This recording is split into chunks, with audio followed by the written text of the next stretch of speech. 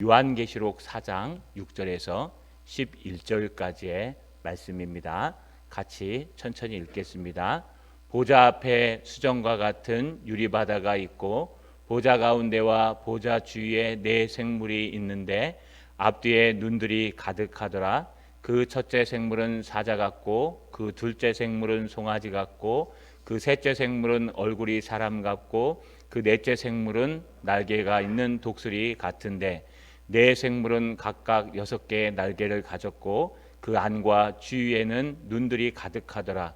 그들이 밤낮 쉬지 않고 이르기를 거룩하다 거룩하다 거룩하다 주 하나님 곧 전능하신 이여 전에도 계셨고 이제도 계시고 장차 오실 이시라 하고 그 생물들이 보좌에 앉으사 세세토록 살아계신 이에게 영광과 존귀와 감사를 돌릴 때 24 장로들이 보좌에 앉으니 이 앞에 엎드려 세세토록 살아계시는 이에게 경배하고 자기의 관을 보좌 앞에 드리며 이르되 우리 주 하나님이여 영광과 존귀와 권능을 받으시는 것이 합당하오니 주께서 만물을 지으신지라 만물이 주의 뜻대로 있었고 또 지으심을 받았나이다 하더라. 아멘. 목사님 물 하나만 부탁합니다. 네, 제가 물을 못 들고 왔습니다. 우리 오른손을 들어 인사하겠습니다. 주님을 찬양하는 성도가 됩시다.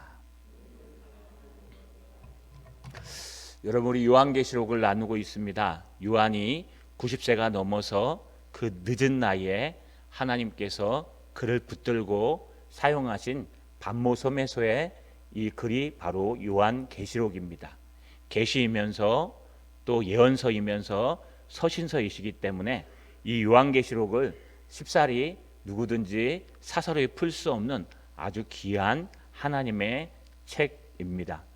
저는 이 책을 새벽에 각 부분별로 나누고 금요일 날은요 이 부분별로 나눈 걸 가지고 요한계시록을 개혁주의 관점에서 어떻게 우리가 건전하게 볼 수 있는가를 조금 더 설교 차원에서 자세히 나누려고 합니다.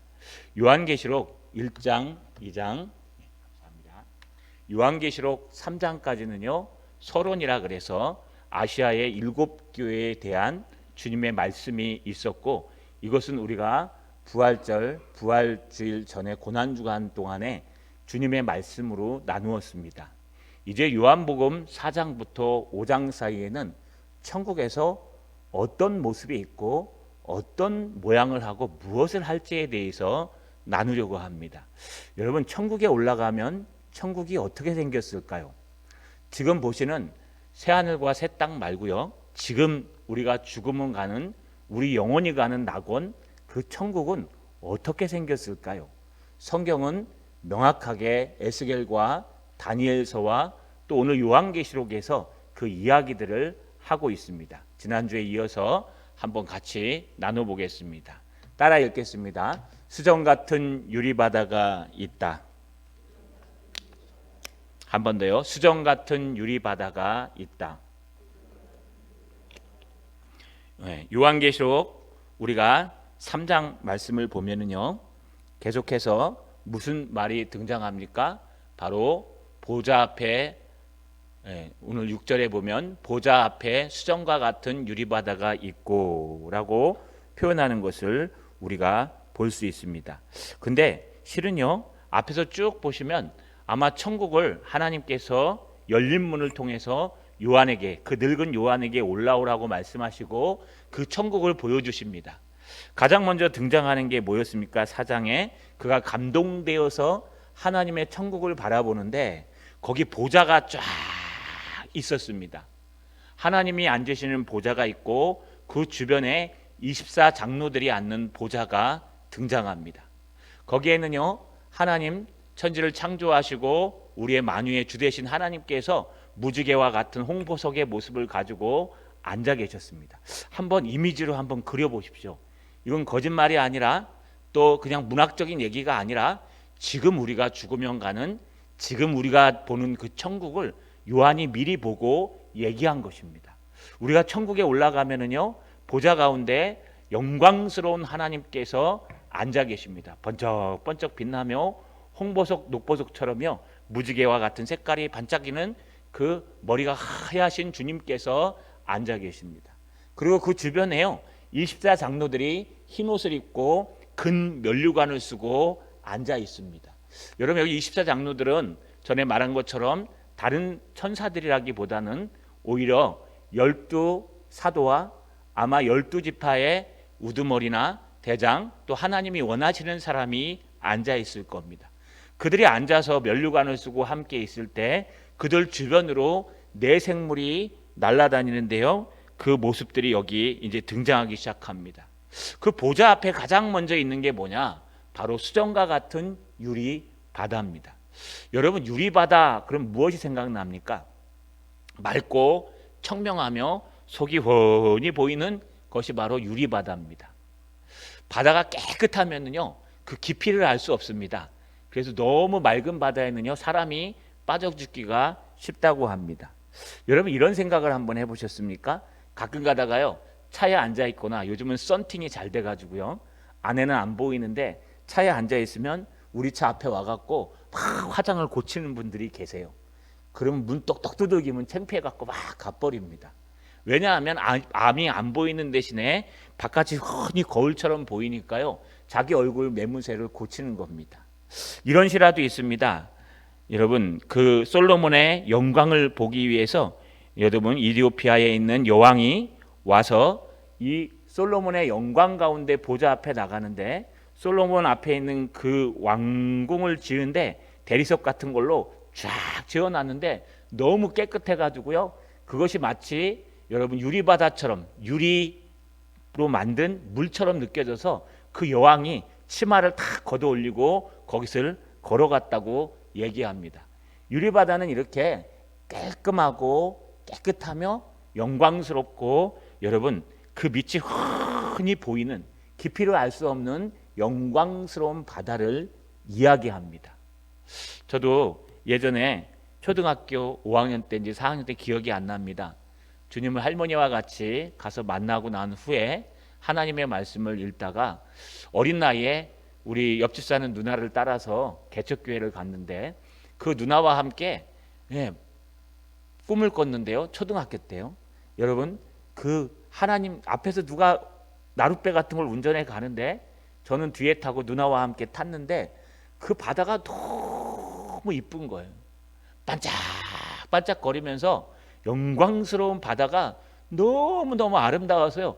잠에서 깨기가 싫어서 학교 가라고 깨웠는데도 안 가겠다고 나는 좀 더 자야 된다고 이불 뒤집어 쓰고 잔 적이 있습니다. 여러분 그게 저는 유리바다라고 생각합니다. 유리바다는요 정말 영광스럽고 깨끗하며 그 빛이요 번쩍번쩍거려서 우리가 감히 다가갈 수 없을 정도로 아름다운 천국이 유리바다로 이루어져 있다는 거 여러분 꼭 기억하시기 바랍니다. 그러면 천국에서 무엇을 하며 살까요? 따라 읽겠습니다. 내 생물이 찬양을 한다. 한 번 더요. 내 생물이 찬양을 한다. 오늘 6절에 보니까 네 생물이 등장합니다. 보좌 가운데와 보좌 주위에 네 생물이 있는데 앞뒤에 눈들이 가득하더라. 첫째 생물은 사자 같고 둘째 생물은 송아지 같고 그 셋째 생물은 얼굴이 사람 같고 그 넷째 생물은 날아가는 독수리 같은데 네 생물은 각각 6개의 날개를 가졌고 그 안과 주위에 눈들이 가득하더라. 이 네 생물이 뭘까요? 예전에는 네 짐승이라고 표현했는데 여러분 짐승이라는 단어보다는 천사들을 말하는 것이 더 맞습니다. 에스겔서 1장 10절에 보니까 이미 에스겔도 한번 보았습니다. 그 얼굴의 모양은 넷의 앞은 사람 얼굴이요 넷의 오른쪽은 사자의 얼굴이요 넷의 왼쪽은 소의 얼굴이요 넷의 뒤쪽은 독수리의 얼굴이니 라고 기록하고 있으면서 에스겔은요 이것을 그룹이라고 얘기합니다. 그룹은 천사들을 지칭하는 단어입니다. 그래서 천사들이요 여러분 사람의 모습처럼 총명하고 또 송아지의 모습처럼 충성스럽고 또 사자의 모습처럼 능력 있는 힘을 가지고 독수리의 모습처럼 날렵한 충성스러운 하나님의 천사들이 네 생물의 모습을 하고 그 보좌의 안과 밖을 날아다니고 있습니다. 그러면서요 날아다니면서 무엇을 하고 있을까요? 노란 부분 색칠한 데 있죠. 그들이 찬양하는 것이 있습니다. 거룩하다 거룩하다 거룩하다 주 하나님 곧 전능하신 이여 전에도 계셨고 이제도 계시고 장차 오실 이시라. 이거 찬양입니다. 여러분 거룩 거룩 거룩 하고 찬양하죠. 전능하신 주여. 이런 찬양이랑 똑같아요. 거룩하다 거룩하다. 누가 여기에 음양 좀 곡조를 붙여가지고 찬양을 만들어 봤으면 좋겠습니다. 거룩하다 거룩하다 거룩하다 주 하나님 곧 전능하시니요 전에도 계셨고 이제도 계시고 장차 오실 이십니다 라고 하면서 그 천사들이요 막 6개의 날개를 가지고 에스겔서에 보면요 너무 거룩해서 2개는 눈을 가리고 2개는 하체를 가리고 가운데 날개로만 날면서요 주님을 찬양하고 주님을 경배한다는 뜻입니다. 심지어 9절에 보니까 그 생물들이 보좌에 앉으사 세세토록 살아계시는 이에게 영광과 존귀와 감사를 돌릴 때, 여러분 영광과 존귀와 감사를 돌린다는 것은 주님을 찬양하고 경배한다는 거예요. 여러분 주님을 찬양하고 경배하는 건 바로 예배를 얘기합니다.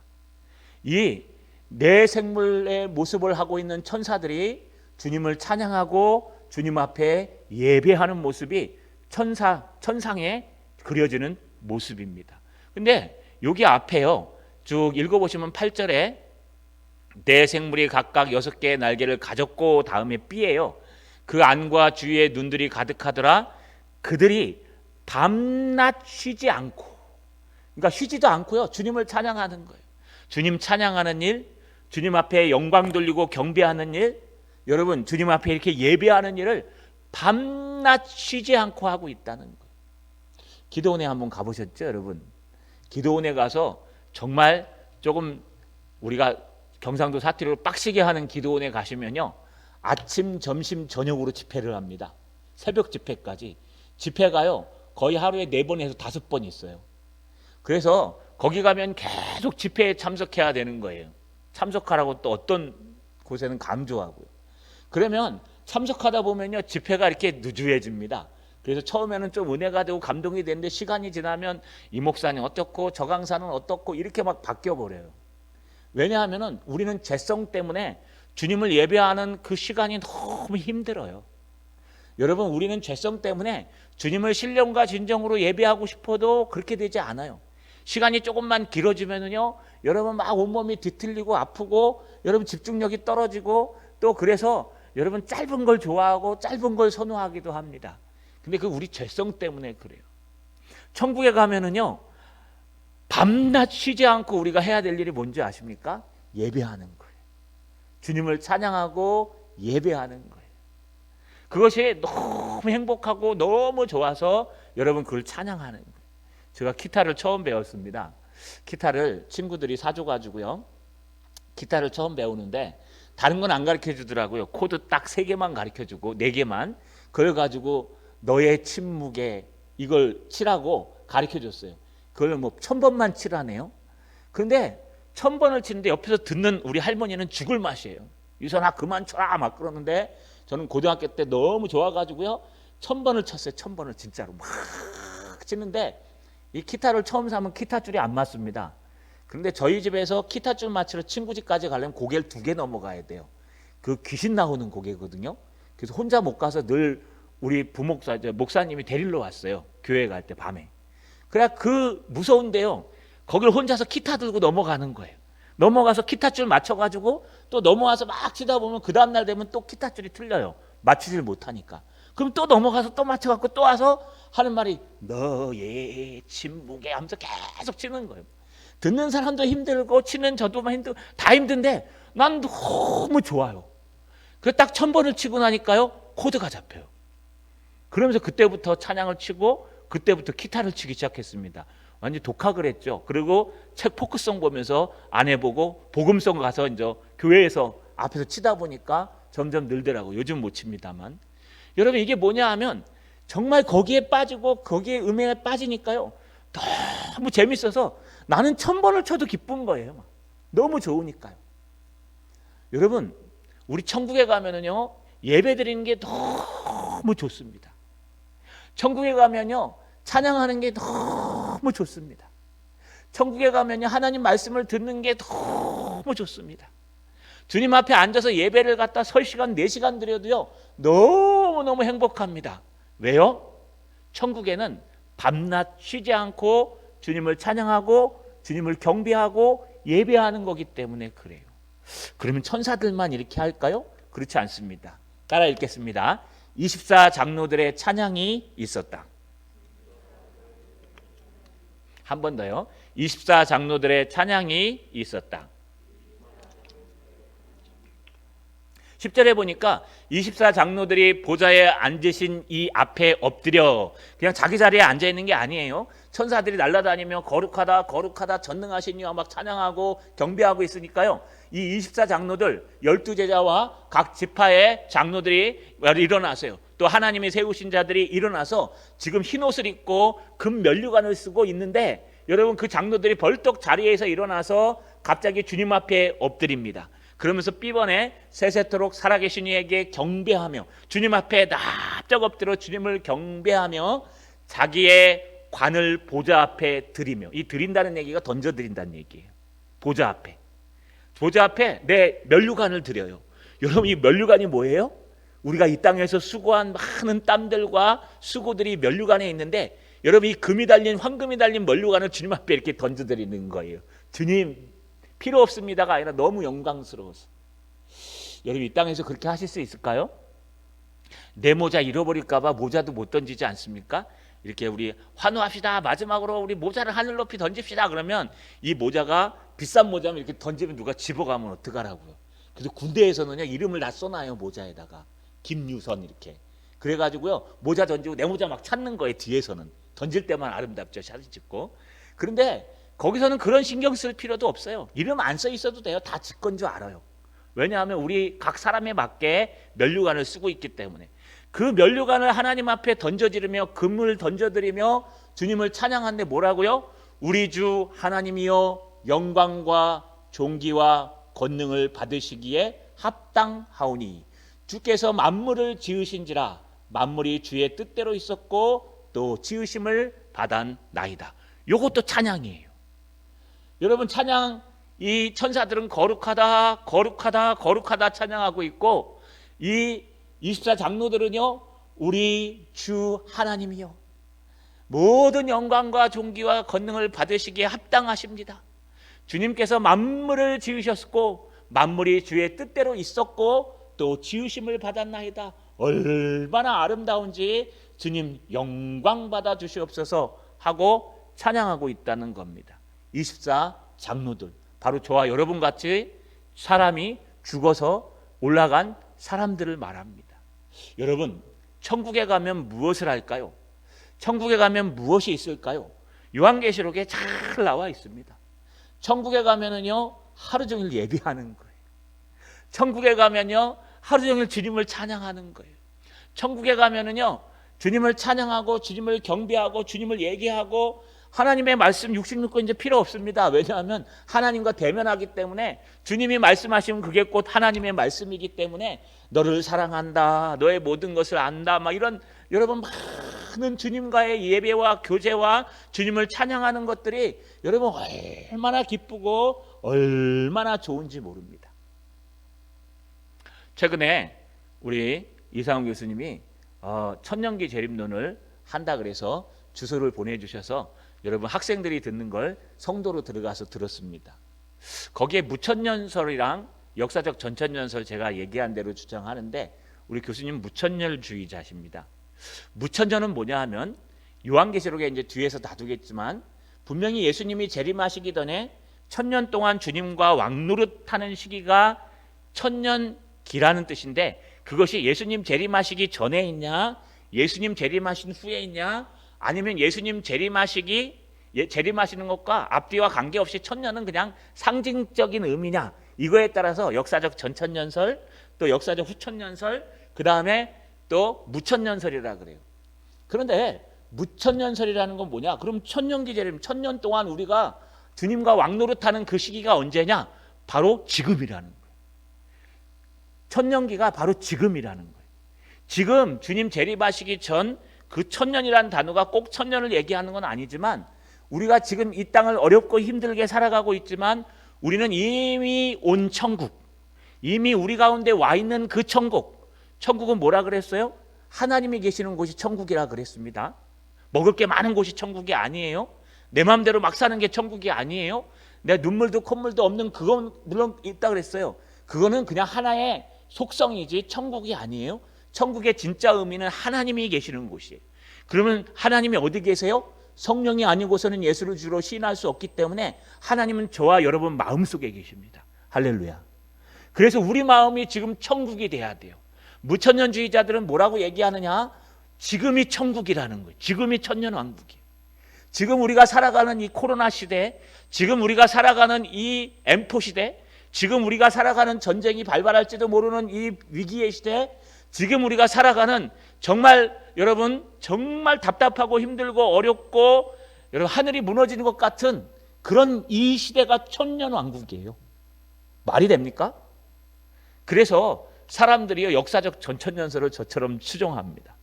그런데 무천년설을 추정하면요 지금 이 시기가 환경에 관계없이 천년왕국을 누려야 돼요. 어떻게 누릴까요? 우리 마음속에 하나님이 충만하면 천년인 거예요. 할렐루야. 우리 마음속에 오늘 저녁에 세상 근심과 걱정보다 주님을 찬양하고 주님을 예배하고 주님을 경배하는 그 모습이 너무 좋으면 우리가 천년인 거예요. 지금 우리는 천년왕국을 살아가는 거예요. 저도 무천년으로 바꾸기로 했어요. 책을 읽다가 조지 애들랑 막 읽다가요. 아 이거 무천년이 더 맞겠다.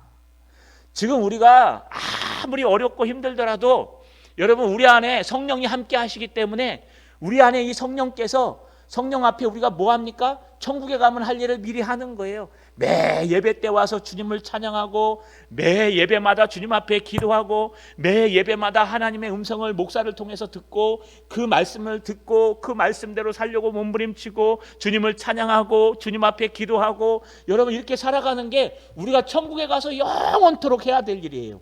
그것을 지금 우리가 예행 연습을 하고 있고 이미 온 천국에서 지금 누리고 있는 것입니다. 할렐루야. 말씀을 마치겠습니다. 여러분 예배를 힘들어하지 마세요. 예배를 기대하세요. 예배는요 주님을 만나는 시간이에요. 예배는 와서 시간 때우고 가는 시간이 아니에요. 예배는요 주님을 만나고 주님과 교제하고 주님 앞에 나의 모습을 보여드리고 주님 앞에 막 함께하고 주님과 대화하는 시간이에요. 모든 것이 주님 앞에 말씀을 듣고 그 말씀을 붙들고 주님 앞에 응답하고 주님께서 원하시는 찬양을 드리고 주님 경배를 드리는 게 예배예요. 이거요 저 천국에 가면 여러분 밤낮 쉬지 않고 천사들과 함께 주님을 찬양한다는 겁니다.